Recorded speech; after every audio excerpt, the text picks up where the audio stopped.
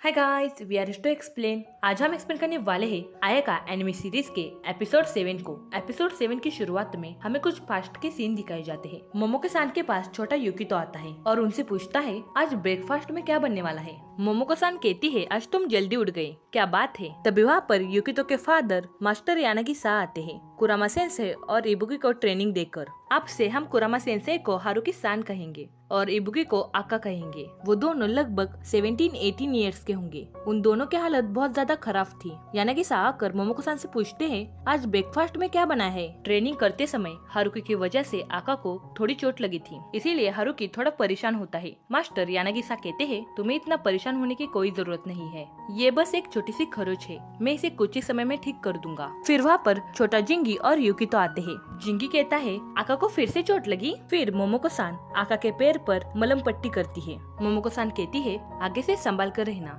फिर से आका और हारुकी में हल्की सी नोकझोंक होने लगती है। मोमोको सान कहती है चुप बैठो तुम दोनों, मलम पट्टी करते टाइम भी एक दूसरे से लड़ते रहते हो। युकितो देख रहा है। युकितो उनसे पूछता है आप दोनों झगड़ा क्यों कर रहे हो। हारुकी सान कहते हैं हम दोनों झगड़ा नहीं कर रहे थे, हम दोनों सिर्फ एक मजाक कर रहे थे। जिंगी कहता है हाँ, वो दोनों कभी लड़ते नहीं, वो दोनों हमेशा मजाक करते रहते हैं। उन दोनों में वैसे तो बहुत ज्यादा प्यार है, और अगर उन दोनों में लड़ाई हो गई और किसी की वजह से दूसरे को चोट पहुंची तो वो भी उन दोनों का जोक ही होता है। आका कहते हैं चुप बैठ। कुरामा सेंसे कहते हैं अपने काम से काम रख। तभी वहाँ पर मास्टर यानागी सा आ जाते हैं। यानागी सा कहते हैं शर्माओ मत, हम सबको पता है कि तुम दोनों कितने भी लड़ो पर तुम दोनों की फ्रेंडशिप बहुत अच्छी है। युकितो कहता है हाँ, हम सब एक फैमिली है। सब लोग हंसने लगते हैं। फिर जब हारू और आका ट्रेनिंग ले रहे होते हैं तभी वहाँ पर जिंगी आ जाता है और कहता है आजकल तुम दोनों बहुत ज्यादा ट्रेनिंग कर रहे हो, वो भी सिर्फ एक आरामितामा को हराने के लिए, इतनी मेहनत। तभी उसके पास हारू और आका आ जाते हैं। हारू कहता है हमारे मास्टर शाइन में 10 साल के लिए रहने जाने वाले हैं,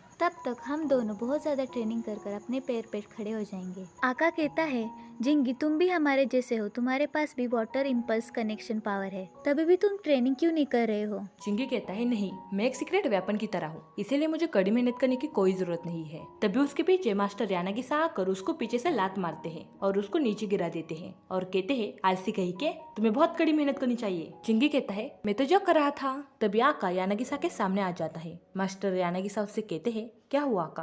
आका कहता है हमारे प्लान में मैं थोड़ा चेंज लाना चाहता हूँ। ड्रैगन को शांत करने वाले प्लान में हमें हारुकी को भेजना चाहिए ड्रैगन को शांत और पवित्र करने के लिए, और मैं भी उसकी मदद करूंगा। हारुकी कहता है आका। यानागी सा कहते हैं हारुकी अभी छोटा है इस सब के लिए और उसको इतना नहीं पता कि वो सब रिचुअल्स कैसे करते हैं। आका कहते हैं पर मास्टर आपने ही कहा था ना कि हारुकी कसिनो शाइन को संभालने के लिए काबिल हो चुका है और आपने उसकी ट्रेनिंग भी ली थी। हम दोनों उस ड्रैगन को रोकने के लिए लगभग तैयार है। हारुकी कहता है मुझे ऐसा लगता है कि हम दोनों उस ड्रैगन को हरा सकते हैं। यानागी सा कहते हैं तुम दोनों को इसके बारे में ज्यादा सोचने की जरूरत नहीं है। जब मैं ये सब रिचुअल्स कराऊंगा तब तुम दोनों भी वहाँ पर खड़े रह सकते हो, क्योंकि आगे फ्यूचर में ये सब रिचुअल्स तुम्हारे काम आ सकते हैं। हारू कहता है मैं भी आप सबकी मदद करूंगा। जिंगी कहता है हर साल ज्वालामुखी को फूटने से बचाने के लिए हम फायर ड्रैगन को शांत करते हैं, तो इन दोनों के बाद मुझे भी इस सब रिचुअल्स को पूरा करना होगा ना, इतने सारे मंत्रों को पढ़ना होगा। इस सब से मुझे बख्श दो, मुझे नहीं करना ये सब। यानागी सा कहते हैं जिंगी तो चुप बैठ, और हाँ मेरी ये बात तुम तीनों हमेशा याद रखना। एक्चुअली वाटर ड्रैगन गायब होने के कारण फायर ड्रैगन बहुत ज्यादा अकेले हो गया है।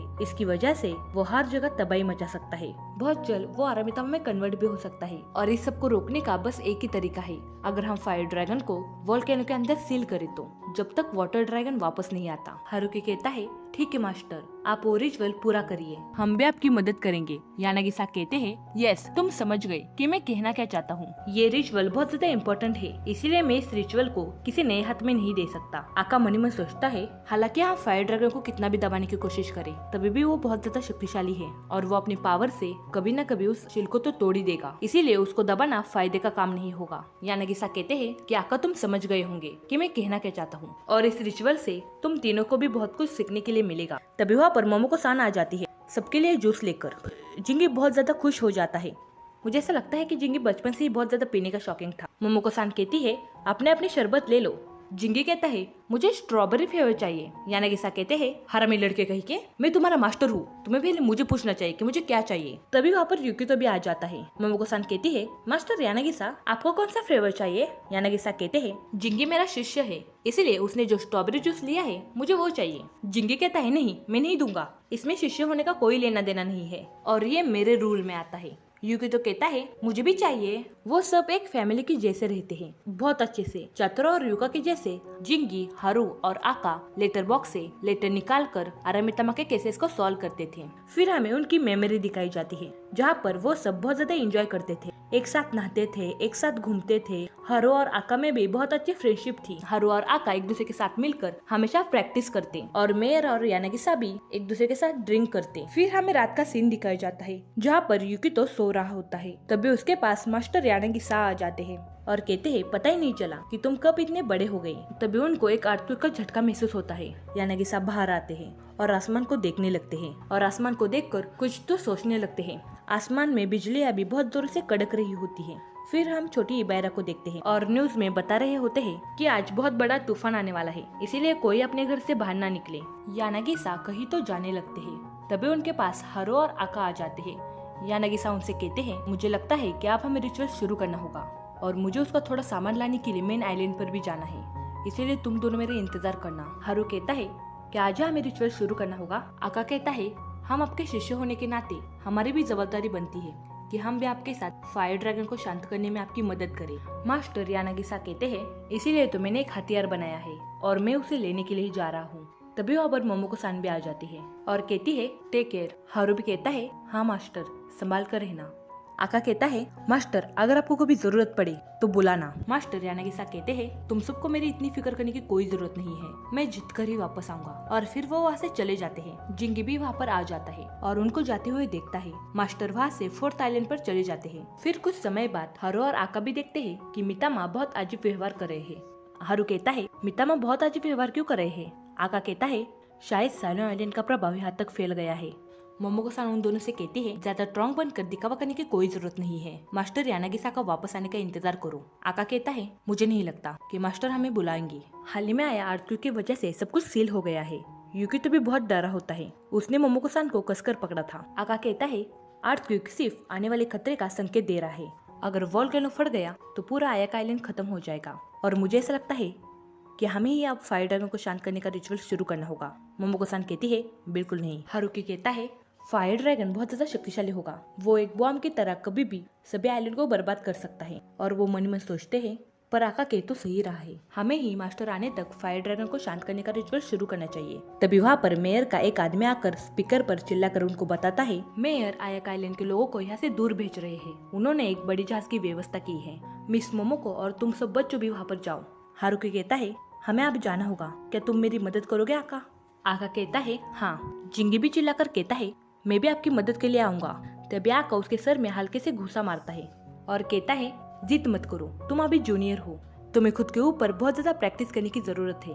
अगर हमें कुछ हो गया तो तुम्हें तो बड़े होकर सारे रिचुअल्स करने हैं। हारुकी जिंगी को 2 ट्रॉफी देता है और कहता है हमें ये रिचुअल पूरा करना होगा और तुम भी हमारी मदद कर सकते हो अगर तुम मिस मोमोको और युकितो का अच्छे से ख्याल रखोगे तो। फिर वो दोनों वहाँ से चले जाते हैं और 4th आइलैंड के वोल्केनो के पास आते हैं तो फायर ड्रैगन बाहर निकलने की कोशिश कर रहा होता है। आका कहता है यहाँ पर क्या हो रहा है? हारुकी कहता है शायद फायर ड्रैगन बहुत ज्यादा शक्तिशाली हो गया है, उसकी ताकत बहुत ज्यादा बढ़ गई है, हमें अब रिचुअल शुरू करना होगा। आका कहता है तुम पहले रिचुअल शुरू करो। फिर हारुकी और आका अपने अपनी पोजीशन लेते हैं और रिचुअल शुरू करते हैं। वो दोनों अपना अपना मंत्र बोलते हैं। फायर ड्रैगन कुछ देर के लिए वहाँ पर सील हो जाता है। फिर हमें एपिसोड की स्टार्टिंग का सीन दिखाया जाता है जहाँ पर वोल्केनो फटा था, वो इन्हीं दोनों की वजह से। फिर हम फायर ड्रैगन को देखते हैं, वो दोनों भी फायर ड्रैगन को देखकर शॉक हो जाते हैं। हारुकी कहता है हमें इसे रोकने के लिए वो रिचुअल पूरा करना ही होगा, मास्टर आने तक हमें इसे सील करना ही होगा। वो दोनों रिचुअल शुरू करते हैं। हारुकी सान अपने सामने एक शील्ड बनाता है। वो ड्रैगन इतना पावरफुल था कि वो उस शील्ड को तोड़ने लगता है। हारुकी सान कहते हैं वो ड्रैगन कितना भी तोड़ने की कोशिश करे पर ये शील्ड बहुत ज्यादा स्ट्रॉन्ग है, इसीलिए ये नहीं टूटेगी। फिर से हमें हमारा मंत्र बोलना शुरू करना चाहिए। आका कहता है इस बार हम उसे बहुत ज्यादा मजबूत पिंजरे में कैद करेंगे। वो ड्रैगन इतना ज्यादा पावरफुल होता है कि वो दोनों भी उसको हैंडल नहीं कर पाते। तभी आका नीचे बैठ जाता है। आका कहता है मुझे कुछ भी हो जाए तुम्हें उस ड्रैगन को रोकना ही होगा। तभी वो शील्ड भी टूट जाती है तभी वो ड्रैगन अपने मुंह से आग निकाल कर उनके ऊपर हमला करता है। हारुकी आका को लेकर वहाँ से दूर चला जाता है और इसी इंसिडेंट के कारण उन दोनों का आधा कंधा जला हुआ होता है। आका हारुकी के ऊपर गुस्सा करने लगता है। फिर से वो ड्रैगन उनके ऊपर हमला करता है। तभी वहाँ पर मास्टर आ जाते हैं और उन दोनों को बचाते हैं और कहते हैं अब मैं डिसाइड करूंगा कि इसके साथ क्या करना है। आका कहता है हमें अभी भी इसे सील करने की जरूरत है और अगर हमने ऐसा नहीं किया तो वोल्केनो फट जाएगा और हम वोल्केनो को तो फटने से नहीं रोक सकते, पर शायद हम कम से कम लोगों को मरने से बचा सकते हैं और आयका को भी नष्ट होने से बचा सकते हैं। मास्टर यानागिसा कहते हैं अगर मैं मेरी जान जोखिम में डालूं तो 50% चांस है कि इस सब को हम रोक सकते हैं। हारुकी कहता है बिल्कुल नहीं। आका कहता है तो ठीक है मास्टर, तो फिर मैं भी आपके साथ आऊंगा। मास्टर यानागिसा आका के सर पर हाथ रखते हैं और कहते हैं तुम बहुत ज्यादा इमोशनल हो और हारुकी से कहते हैं तुम दोनों यहाँ से दूर चले जाओ। हारुकी कहता है ठीक है मास्टर। आका कहता है नहीं मैं नहीं आऊंगा। हमने एपिसोड फर्स्ट में जो सीन देखा था जहाँ पर एक बंदा दूसरे बंदे को उड़ कर लेकर आकर नीचे फेंकता है और फिर वो खुद भी बेहोश हो जाता है, वो हारुकी और आका ही होते हैं। जहाँ पर मास्टर यानागिसा खड़े होते हैं वहाँ पर बहुत बड़ा धमाका हो जाता है। आका उस धमाके को देखकर बहुत जोर से चिल्लाता है। मास्टर यानागिसा उस ड्रैगन से कहते हैं तुम में बिल्कुल सब्र नहीं है, चलो हम हमारी आखिरी लड़ाई शुरू करते हैं। मुझे मेरे मौत तक भी तुमसे लड़ना पड़ा तभी भी मैं पीछे नहीं हटूंगा। और फिर वो उसके साथ लड़ाई करते हैं। फिर हमें जिंगी और युकितो को भागते हुए दिखाया जाता है जो कि मेयर के पास जाते हैं। फिर हमें बैकग्राउंड में मोमोको-सान की वॉइस सुनाई देती है। उस लड़ाई में बहुत ज्यादा तबाही हुई, लोग बहुत ज्यादा घबराए हुए थे। पूरी रात आसमान लाल था लेकिन सुबह तक सब कुछ एक सपने की तरह शांत हो गया। हालांकि लोगों को ज्यादा देर तक आयाका से दूर नहीं रखा, पर एक ही रात में इतनी ज्यादा तबाही मची कि बहुत लोगों की फैमिली उसमें खो गई। फिर हारू और आका यानागिसा के पास आते हैं पर वो कुछ नहीं बोलते। वो दोनों समझ जाते हैं कि मास्टर मर गए। आका वहाँ पर ही बैठकर बहुत जोरों से रोने लगता है और ये सब कहानी मोमोको-सान युकितो को बता रही होती है। वो कहती है मास्टर यानागिसा का इस दुनिया को छोड़कर जाना हम सबके लिए ही बहुत शॉकिंग बात थी।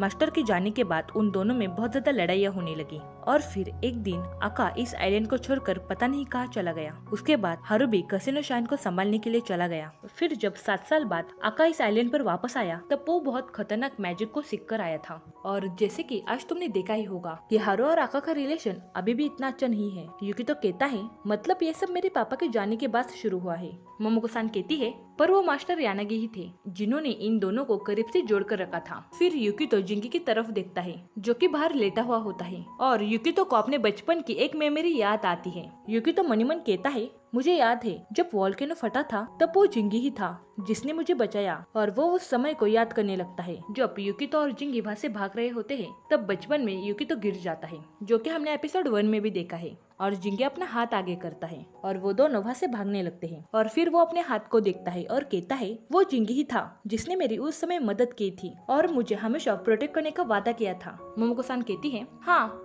पर ये सब 10 साल पहले हुआ था। जिंगी कहता है मोमोको-सान प्लीज आप पास्ट की बातें मत करिए। और फिर वो उनसे बियर मांगता है। मोमोको-सान जिंगी के लिए बियर और युकितो के लिए जूस लेने के लिए अंदर चली जाती है। जिंगी चांद को देखकर मास्टर को याद कर रहा होता है। और इसी के साथ ये एपिसोड यहाँ ही समाप्त होता है। चलो बाय गाइस, मिलते हैं नेक्स्ट वीडियो में।